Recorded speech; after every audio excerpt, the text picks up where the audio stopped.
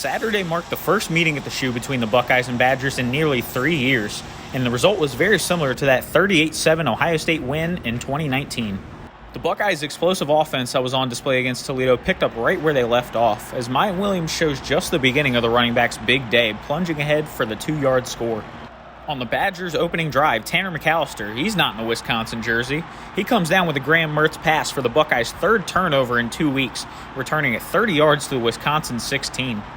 That sets up shop for the Ohio State offense, which didn't need any help as is, as Cade Stover goes up and over the defender for his first career touchdown to put Ohio State up 14-0 just 6 minutes into the game. But Stover's not done yet as C.J. Stroud rolls to his right. He flips a pass over a pair of Badger defenders for 6. Stover entered the day without a touchdown on his ledger, but he hauled in his first 2 career scores in the first quarter. Early on in the second quarter, Williams bounces the handoff outside and coasts into the end zone for the second time Saturday, as he and Travion Henderson both had 100 yards on the ground.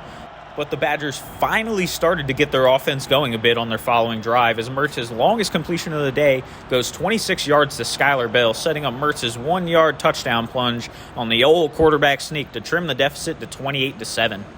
An Ohio State field goal before half would carry a 31-7 Buckeye lead into the break, but Stroud would start distributing the wealth to some of the other guys as Julian Fleming hauls in this 12-yard score midway through the third quarter.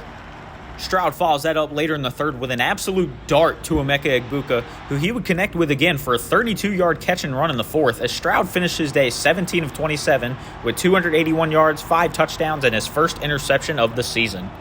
The Badgers would score a pair of touchdowns to lessen their defeat, as Mertz's second touchdown pass of the day goes to Jackson Acker on the bootleg. And here in the fourth, Braylon Allen, who struggled to get things going most of the day despite being one of the best running backs in the Big Ten, takes it 75 yards to the house. But it wouldn't be enough, as the Buckeyes make a statement for the second week in a row, trouncing Wisconsin 52-21 to open up Big Ten play. Ohio State is back in action October 1st against Rutgers at Ohio Stadium, rounding out their 5-game homestand to open 2022. For the Lantern, I'm Casey Smith.